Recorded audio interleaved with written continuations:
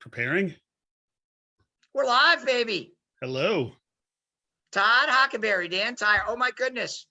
Thank goodness we don't have a guest so I can finally talk. All the way to December. I don't believe that. Come on now, right? Dan, nobody can keep Dan down. Okay, amazing. It was such a tremendous year for Inbound Organization Facebook Live. We did 12 of these things, and I got to tell you, so much fun, so much value, right? Who were your favorite?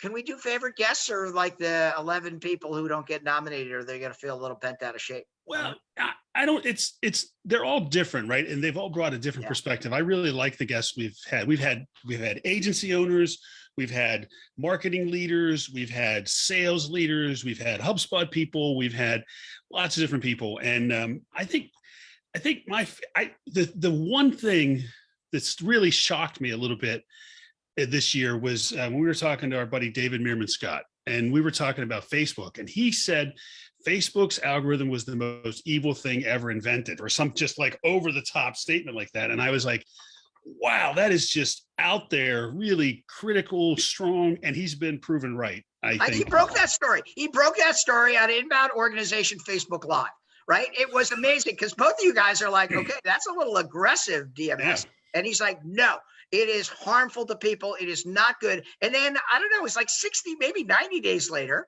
right? All this testimony and the whistleblowers on 60 Minutes. I'm like, okay, why don't you have David Meerman Scott? He's been saying this for a year, which is amazing. Also, what was Justin Champion was amazing. He was great. Mr. Community, and wrote the Inbound Content book. Ethan Butte from BombBomb. He's been pounding the table about video prospecting. Also has a top-selling book on the Wall Street Journal bestseller list. I think Ethan wins for nicest guest. He is the nicest person and just a super professional. And I really enjoy, I've done multiple events with Ethan, and it's always a thrill and a joy to be with him. Okay. Jill Conrath is not going to be happy to hear about that because she is, talk about a big heart. But she may be the smartest. Oh, okay. I didn't know we had multiple categories. I know. And then what was your buddy's name from that we did at the beginning? Doug and Jeff from Akins Parker, a marketing and branding agency with locations here in Florida and also in the West Coast. They do a lot of work with hospitality business, and we did an inbound assessment with them, which I always enjoy. We kind of got away from that. I think I want to do more of that. I like the assessment where we kind of went through it and we talked about their business and related it back to the book and what they, where they were kind of doing well and where they were doing kind of falling short. So again, here's a plug for us. Go to Inbound Organization, check out the assessment. There's 33 questions, I believe, and you'll get a score and give you some direction on some areas where you might want to think about becoming more inbound. Okay. The assessment is for people like, I want to be inbound, right? You hear that all the time. I hear that all the time, right? My work with HubSpot and my work in helping companies transition to the next normal, right? They're like, okay, yeah. Now I want this inbound stuff. You're right, Tyre. I should have listened to you in 2009, right? I didn't because I thought you were a little bit annoying, but now I want to do it. And your famous quote, do you remember your famous quote? I have a bunch. Okay, to do inbound, you need to be inbound. All right, that's the one. You should have a T-shirt that says that, right? Because I think I might.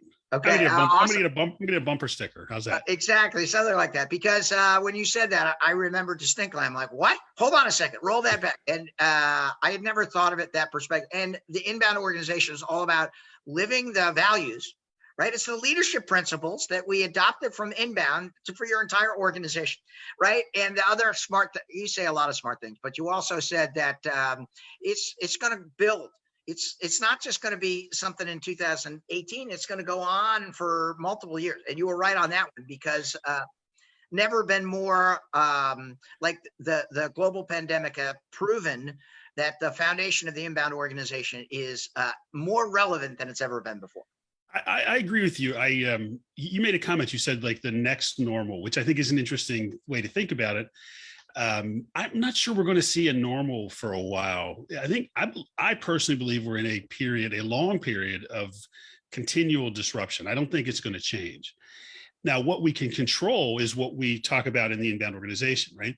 And I think we've been proven correct. We did this. We wrote the book in 2017, end of 2017, and published in 2018.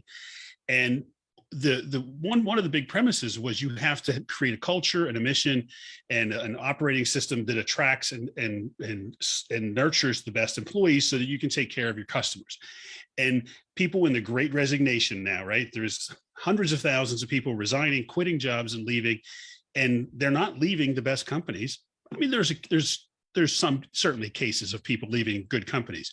They're leaving the bad companies. They're leaving the bad jobs. They're leaving the jobs that didn't pay well and had bad cultures and had bad leaders, and where they weren't taken care of, or they weren't fulfilled, or they weren't able to connect with the mission of a company, or they didn't a culture that wasn't healthy.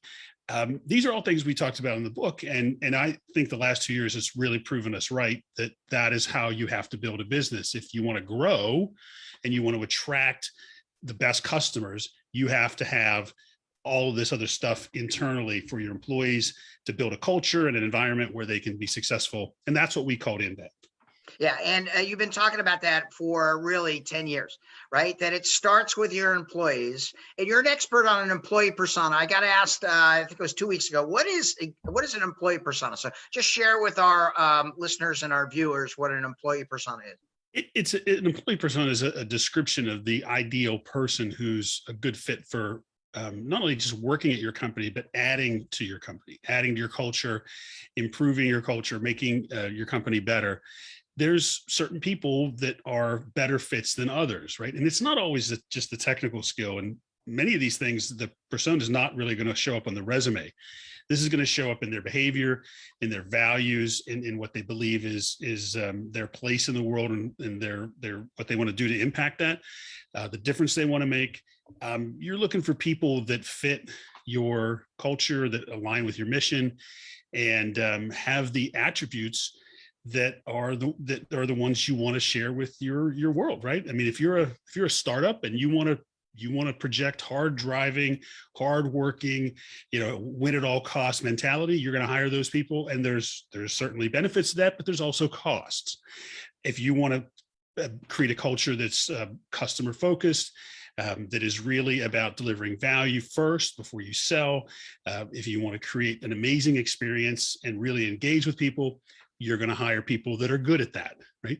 You're not going to train somebody to be friendly if they're not friendly, or they're not helpful, right? I don't know if you can go to friendly or being nice training. I don't know if you can do that, right? You either are or you aren't.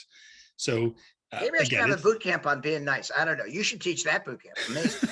But it's more, you in the old days, we say, well, hire good employees, and that was it. That's not the way it works now. Everything is much more detailed. So an employee persona, right, is a written definition. You have to have an employee persona of exactly what the attributes that you're looking for. And if it's customer facing, maybe friendly is it. Maybe it's positive. Maybe it's coachability. There are all these particular attributes that if you're not honest with what you're looking for, and you leave it to chance, number one, if you're scaling quickly, you're not going to get the right fit, right? Number two, you got to instruct new managers of exactly what the type of person is. Now, this doesn't mean you should ignore diversity, inclusion, and belonging, right? And in fact, it's the exact opposite, right? Everybody that we work with should be transparent and say, no, we want a variety of different types of voices, right, that are helping solve this problem. But this is what we stand for. Right. These are our values. And the final thing is when I was talking to the lady who invented inbound recruiting. I can't remember her name. Oh, my goodness. Rachel. No, not Rachel. Hannah Fleischman. Hannah Fleischman. Oh, she's going to kick my ass if she's listening to this. Because I know. I just gave her a book in 2021. I gave her a book. It's called Fleischman is in Trouble. Right. And I'm like, oh, my goodness, I hope that's not my friend. And she's never in trouble. Anyway, she's like, Tyre, do it like you did it in your generation. You got to start 3 years before you're going to hire that person. I'm like, no way. She goes, yeah, 3 years for first gens in tech, and for people that we want out of coding school, and for people who are as a sophomore in college and university. Right. We're out there saying, no, this is what HubSpot stands for. This is our values. These are the things going on. What do you think about that, Todd? Is that like insane or what? No, I think companies need to definitely think more strategically about employees and attracting the best employees. You can't leave it to chance, because again, if you were waiting to staff up and have a pipeline of good employees, right now you're in trouble, right? It doesn't exist.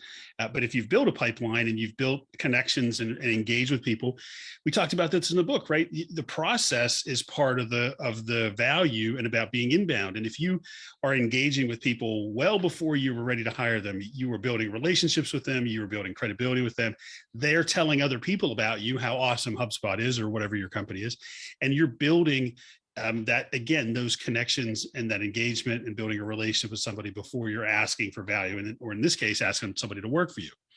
I just want to make one quick comment about kind of diversity and inclusion. The reality is the things we're talking about really they're neutral, right? In terms of the people's backgrounds, where you come from, what you believe in terms of your religion or whatever cultural background you have, they're neutral, right? You're looking for these characteristics in whoever has them, right? And anybody that doesn't think across all those lines is putting themselves at a serious competitive disadvantage. Not only it's just foolish, but it's going to put you at your business behind if you're not looking for the characteristics of people and not caring about all those other things, and just thinking about the characteristics of the people you want to have. So, I mean, it's foolish. I'm still surprised that it exists, but I guess we're an imperfect world, so it's going to exist. But you hurt your business if you start to limit your options in terms of finding the best people. Okay, when we talked about it, it was a mild issue, right? In all the quarterly reviews that I do with our portfolio companies, we used to have employee persona, work-life balance, mental wellness is number 9 or 10. It was kind of an afterthought. Now it's number 1, right? Mm-hmm. By the way, I was speaking in London the other day, and they don't call it the Great Resignation; they call it the Great Reshuffling. Oh yeah. Right? And I don't know where they're shuffling to. I don't think they're shuffling to someplace else, right? But it's a very real thing. Right? Lots of people are starting their own businesses. They're becoming independent contractors. They're setting up their own agency, their own businesses, whatever it is. The world has been shifting in that direction for a long time. And again, a pandemic is just accelerating everything. And people are just saying, I don't want to go to the office anymore, right? I mean, think about people's lives right now. My last job I had anywhere from a 45 minutes to an hour commute that I had each way every day through the city of Orlando. And it was just a pain. I hated it. And I can't even imagine doing that now, and I haven't done it for a long time. Yeah. But if I was still doing that before the pandemic, boy, I'll tell you what, if I could conjure up and come up with a scenario where I can get rid of that and all the headaches with that, and I can still do what I love to do and help people and earn a living and take care of my family, my goodness, I'm doing it. And I just think a lot of people are doing that. Especially all the studies say the biggest influence. Do you know the answer to this question? The biggest influence on somebody's continuing employment? I know. It's their immediate manager. If you work for somebody you like, it makes perfect sense to you, right? Yeah. If you work for somebody you like, you're like, no, I work for Todd. He's a good guy. He covers me, right? I work for this lady, Courtney, right? It's amazing, right? She's empathetic. She's like, Tyler, you do too much stuff. And I'm like, yeah, I know. She's going, you got to stop doing that, right? She made me set up a Dan Tyler do not do list. Right? Oh, hey, wait. That sounds like an omission. It is? Oh my goodness, that's right. She's like, Dan, you do everything. Can you she's like, let me hear you say no. And so, and then she made me put it in a document. And although there's only 3 things that I've said no to in 2021, it's still I know she always has my back, and she's a great person, super fun, very empathetic. And so the point to our listeners, right? If you're a senior executive, you got to teach the soft skills to your manager, right? Because you may know this, right? But it's hard to be a sales manager, hard to be a marketing manager, hard to be a customer service manager. Oh my goodness. People are just crazy now. They're yelling at you. They're screaming at you. They're doing all these things. Because of the Great Resignation, staffing levels are lower, right? Which means call volumes are higher, which means people are a little bit more like they're waiting a little longer, right? And that's not the scenario that we've had in the Goldilocks economy for the last 12 years. So it's a whole new kind of thing. Right. So that is the assessment you talked about. Very, very valuable on inboundorganization.com. I'll put that in the Facebook Live speaker notes. Right. But understanding that for many people, just like you said, it's a mixed bag. Right. And you're looking to get 45 minutes through Orlando, right? That's one way, right? Right. Yeah. So you cut out an hour and 30 minutes, right?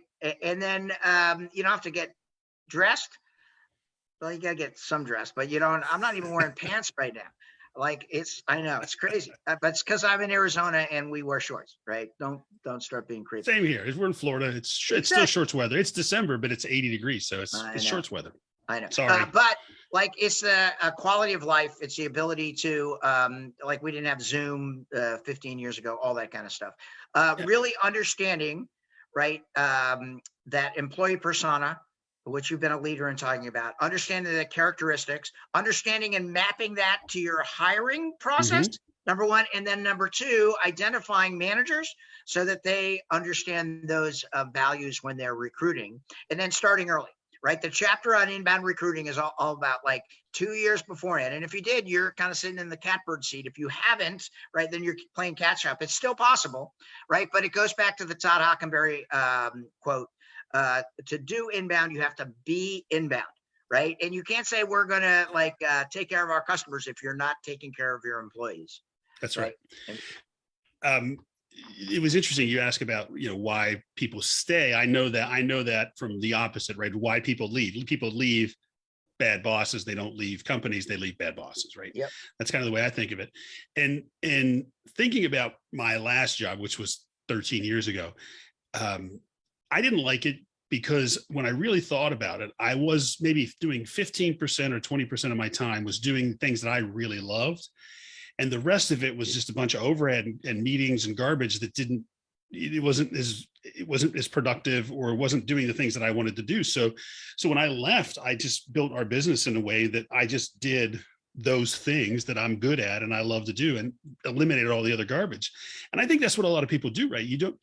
You want to create an environment that has a low overhead in terms of the kind of impact on people, and allow them to focus on the things that they're really, really good at.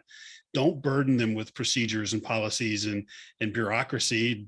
Give them the chance to add a lot of value a lot of times. And that's what people want to do. They want to do well and succeed and do the things they love to do. Get out of their way and let them do it. 100%. A couple of things that I've done to support that. Number one, I run 7 and 22-minute meetings, right? And I have a setting on for a 7-minute meeting. And people are like, you want a 7-minute meeting? Tyler, it takes you like 30 minutes just to say who you are. I'm like, no. We're getting in, we're getting out, right? And people love them, right? If I invited you to a 7-minute meeting, would you like it? Well, I know you, so I know it would be high impact, and we would get it. And but the thing that I think you're onto something is that I was just talking to some friends yesterday about they hate Zoom calls. And I'm like, well, tell me about these Zoom calls. Cause I love, when I'm having a Zoom call with you, I'd much rather be in a room with you, but we're across the country. So I get to see you and we have some intimacy, we talk, but they were talking about calls that had 100 people on them. And you're sitting there and I'm like, why would you have a call with 100 people on it? I mean, unless you're talking about you're making an announcement but if you're trying to actually have an interactive meeting where you want to accomplish something, you are not going to accomplish squat with 100 people on a call. Nothing. Yeah. So most of the people are going to be tuned out. They're going to have their camera off and they're going to be checking the scores or doing their fantasy football team or goofing off. Don't do that to people. Stop that. That's the kind of stuff people will leave. They don't want to do that. It's a waste of time. So it shows a misalignment between senior management, mid-management, and people in the trenches, right? And I bet you for the people listening, half the meetings you have are wasted, right? And if I hate meetings that are scheduled on my calendar for more than 90 minutes, right? Because I got a very short attention span, right? 7 minutes. I can attest to that. As far as I go. I know, exactly. Or if it's a decision-making meeting, number one, we circulate the 3 things we're talking about. My brain, I'm a big believer in the rule of 3. I can only think of 3 things. I send it in advance. This is what we're going to discuss, right? Cycle in. Say everybody know everybody. Sometimes there's a newbie that will say, all right, your name, where you're located, and your favorite cheese or something like that. Number 2, does everybody understand what we're going to solve in the next? Okay, we got like 17 minutes. They're like, yeah. Okay, problem number 1, right? Any input, or does anybody want to give some background or understanding, right? And if nobody does, you're like, all right, this is what we're going to do, right? Any feedback on that, right? And then no, okay, let's move to number 2, right? And it moves around pretty quickly. And you're teaching people how to be like decision-making kind of folks, right? The other thing that I do is everybody needs to have a plan and a personal development plan, right? So the plan is your quarterly plan. Any division head, anybody I talk to, right? I want to see an expectation of what you're going to do, right? That always starts with an M spot. We're going to talk a little bit about the 2022 M spot. Mhm. And then a personal development plan is, I call it the Todd Hockenberry super sheet. My partner with the future of group learning at Hubspot is Rachel. And so Rachel Edler, I'm like, okay, Rachel, you need a super sheet. And she's like, what's that? And I'm like, it's all the things that you do well today and the things you want to improve in 2022. And she's like, that's great. And it's your personal development plan that says, all right, this is what we're going to do, but also this is how I'm going to stretch myself a little bit. And if you've got a super sheet, you're probably not going to leave your job, right? Because you're feeling fulfilled, right? If you're not like feeling fulfilled, then let's find a place where you can feel fulfilled, even if it's outside the organization, right? Even if it's not somebody in your, if they're better off suited going someplace else, that's better for you. That's better for them. That's better for the long-term, like values of the company, right? And like what I've learned in 2021, this is my big takeaway. It's humans before money, right? There's lots of companies, some we've already mentioned on this Facebook Live, that have made decisions based on money before human beings, right? And in 2021, moving to 2022, that is not a good business operations strategy. It's all about people. Even if we can't be in the same room, Todd, right? I care about you. I care about your family. I care about the things that are important to you. And that's what makes it such a good partnership. That indeed, and again, how do you scale that, right? How do you bring that to a wider audience, right? That's the challenge, and with employment and finding the best people, and now marketers are tempted more and more all the time because you've got automated tools where you can be tempted to automate your annoying marketing at scale, right? And I still am just I know. Don't get baffled by. started. You've already gone down this rant at least 9 times out of the 12. I got to go after my car dealer. I have to. No. We've heard the car dealer story before. There's lots of other ones. Tell the LinkedIn story. The guy who connects with you on LinkedIn and then sends you a spam. How does that make you feel, Todd? Well, we all get them probably daily, right? You get a LinkedIn connection request. We just need 10 minutes of your time, or you get an email that was unsolicited they found your email somewhere, and like, I'm a HubSpot partner, so I think they're probably scraping HubSpot partner emails, and they just bomb you with stuff. Oh, I just want to get 15 minutes on your calendar, right?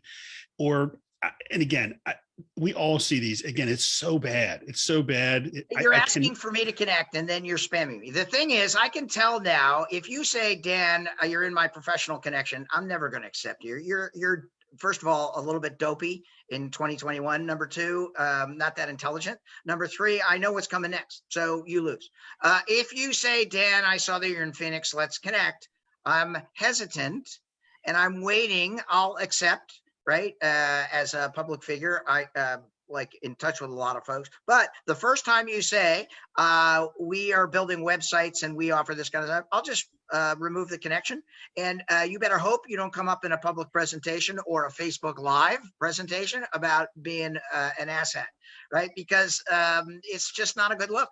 It's not a good way to grow your business. It's not a good way. That's your own personal brand you're ruining, right? And you're ruining it to the people. You'd never say that if you met me at a barbecue at a cocktail party. You'd never say that if you met me at a business meeting. Yet somehow, with the assistance of new technology, you somehow think that that is a valuable interaction for me, when in reality, you're just digging yourself a hole and that you're never going to get out of it, at least in our personal relationship. And the funny thing is, I'm open to people connecting if they have something that fits my persona. That Guess what, Todd, if they say we work with authors who live in Florida who want to increase their speaking fees or sell more books, you're like, wow. Guess what? You can get that in 30 seconds. Just Google Todd Hockenberry top line results, right? You'll see your last 15 newsletters. Oh, by the way, if you have not signed up for Todd's newsletter, I don't know how to sign it up, but let's put that in the Facebook Live meeting notes. Yeah, if you just go to my website, it's just toddhockenberry.com, and you can sign up for the It's newsletter good. there. Yeah, Todd does a lot of stuff in industrial and manufacturing companies, right? He speaks all over the world for the supply chain issues, the challenges as it relates to employment, how to apply inbound organization to industrial and manufacturing companies. You've done loads of consulting work because sometimes those organizations are pretty structured based on the fact that they have to be, right? Or they used to have to be. Now it needs to be a little bit more fluid. My famous line is every company is a tech company. Right. In 2021, I'm going to change it to 2022 so it doesn't look dated, but every company is a tech company. Right. And you have to start, you can't say, no, we're a nonprofit. We're not tech. Oh, we're an old line manufacturer, lumber company. We don't really, because that doesn't flush it anymore. All right. And it's one of the core foundations of the inbound organization. The reason we wrote it. Thank you for the plug for the newsletter. And yeah, I mean, it's interesting. Traditional companies are in many ways bearing the brunt of this employment shortage right now, because they've people, they may be in the Midwest, they may be in areas that aren't as heavily populated, and people can move. People don't all of a sudden have to stay in the same place to get a job. They can live anywhere. You can work for a Japanese company or an Iceland company or a Canadian company. But we want to talk a little bit about the M-Spot. What does the M-Spot stand for, Todd? It stands for mission, strategies, plays, omissions, and timing. And those are the 5 elements. It's this one-page thing Dan's talking about where you, for your team or even your company or an individual, you lay out the kind of outline of the plan for this person for the year, or your group or your team, again, whatever it is. It's just a simple tool to kind of keep your thinking on what's most important and keep it tight. And if I want a template for that, where do I go? Inboundorganization.com. You can download it directly from there. And we've talked a lot about it. And there's examples there. You can actually submit your M-Spot to us and we'll take a look at it and give you feedback. The reason I bring it up is I saw a new M-Spot that we need to spend 5 minutes on that included somebody's values, right? So it had the mission. By the way, your mission really shouldn't change that often. Right. Hubspot, the company I work for, mission changed once in the 15 years that we've been in existence. Then the S is who you serve. These are the constituents of who you serve. In HubSpot's case, is end users, customers, partners, developers. Right. That's kind of who we serve. And then in this M-Spot, they had values underneath that. And I don't know what the acronym would be if we have to fit a V in there. Is it M-Smooth or something like that? Yeah. And how do you feel about that? Because we talked a little bit about it in the briefing meeting, but putting values on your M-Spot. How do you feel? A couple of things. Well, S to me was strategies, right? It was how you were going to go about accomplishing your mission, right? So you have your mission, this is where we want to go. Or if your group has a subset of the overall corporate mission, you might have that in there. And then your strategies are the kind of things you're going to work on and how you're going to accomplish that mission. So for me, if you start to bring in who you serve, that's really more persona or ideal clients. So to me, I might mention that in there, but I'm not sure I would put the whole thing in there. It's an interesting context. If you need help with that, ask Todd, or we're happy to submit your M-Spot. I've seen it both ways. Allison Ellsbury, who was interviewed in the book, right? She's like, S is strategy, but now what we sometimes talk about the S is who we serve. Okay. And what is the goal of the M-Spot anyway? Well, I think it's focus and keeping everybody aligned so that you're all pointed in the right direction. So when we interviewed Dharmesh, he talked about vectors, right? If you're pointing all different directions, you're not moving. You need to get everybody in the company aligned the same way, right? You're all pointing the same direction. So you're not working against one another, but you're all pointed in the same direction. That's essentially the idea. Yeah. And so now the reason I was fascinated, first of all, the M-Spot format hasn't changed in a long time, right? And but putting values there seemed to make sense to me for the exact same reason you were talking about using values in your employee persona, is because your M-Spot, you're going to see it on a regular basis. It reinforces with all of your partners, your employees, everyone in your ecosystem of the values that you aspire to. And you want people to be comfortable with those acronyms and those values so they can apply it to different business issues. You just convinced me to put it in there. Ah, I, see? I, I thought it I was would going to have. be hard. I thought you were going to be like an old liner guy, like, nah, I don't really know. It's going to screw up the acronym. I would tie it to the mission, right? Here's our mission and here's the values, right? Here's how we're going to act as we try to make this mission happen. So, I like the idea of it needs to be visible, right? This is something, a good M spot is something you're looking at on a regular basis that you're paying attention to, and it's just part of your day, right? You're looking at it, making sure that you're staying focused and doing the things that are going to drive the most value. Yeah, tons of times we'll sit with the CEO of a major company and we'll say, all right, does everybody in your organization know the mission? And they always say the same thing. They're like, of course. I'm like, I don't think so. Right. And let's try it and walk around and just spend an hour. Do you know the mission of this company? Do you know the mission of this company? And you get a lot of interesting answers, none of which the CEO actually anticipated. Right. And so it's not anybody's fault. Right. It's that the ability for you to continually articulate the mission on a regular basis, right, over years and years and years. The mission of HubSpot is to help millions of small businesses grow better. Right. And I know that, like, I know my middle name, Daniel McCaffrey, Andrew Tyre. I mean, because I've heard it so many times, I've seen it so many times. Wait. DMAT? Yeah. That's your Daniel McCaffrey? I got a rapper name. DMAT. I like it. I didn't know that. I know, and I got a mumble rapper name. Like I've been like way ahead of this curve all the time. I don't even know what a mumble rapper is, but supposedly I got a mumble rap name.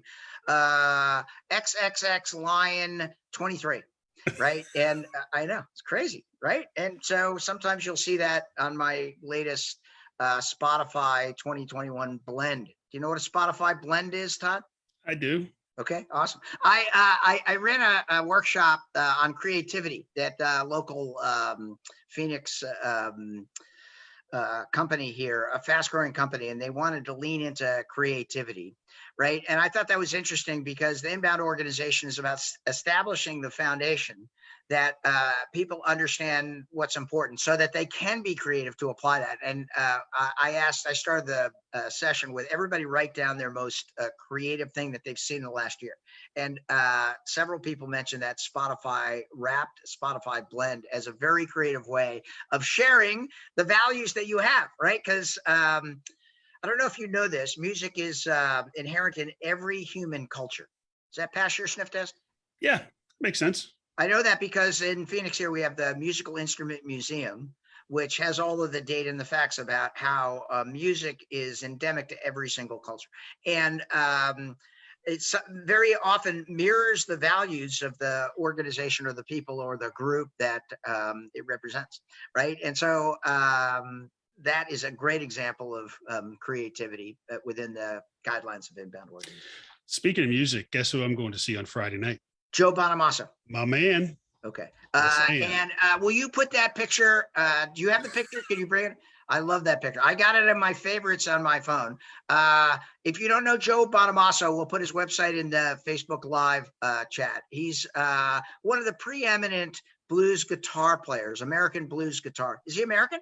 Yes. He's from upstate New York. He's from upstate New York, preeminent. I've known about him for, I'm going to say 20 years, but I really got involved in his music when Todd started buying me the CDs in 2018. He started bribing me in 2017. If you finish this chapter, Tyre, I'll buy you another CD, which served me very, very well. And he's amazing. He is awesome. He's got a new album out. Todd, how many times have you seen Joe? 13. This will be my 14th concert on Friday. Yeah, it has nothing to do with inbound organization, but it's amazing. He's an amazing guitarist. Check his stuff out. And Todd has met him multiple times. Multiple times, yeah. And there's this famous photo where he's taking a bow after an encore. I think it was in Memphis. Was it in Memphis? Lexington, Kentucky. In Kentucky. And Todd is standing in the front row with a white shirt on with a tie. Any of our listeners remember what a tie is? I didn't have a tie on. I will say that I did not have a tie on. Okay. Yeah, I don't wear ties anymore. Photos because I'm monitoring the Facebook Live on my phone. But I thought for sure you look very businesslike, and then you're screaming like you're a teenager. It's a very endearing picture. And yeah, I just come from a day with a client, and I went to the show, and I got on StubHub. I got a front row seat, and I was cheering, and they took a photo from backstage, and then they tweeted it out that night, and I just happened to see it.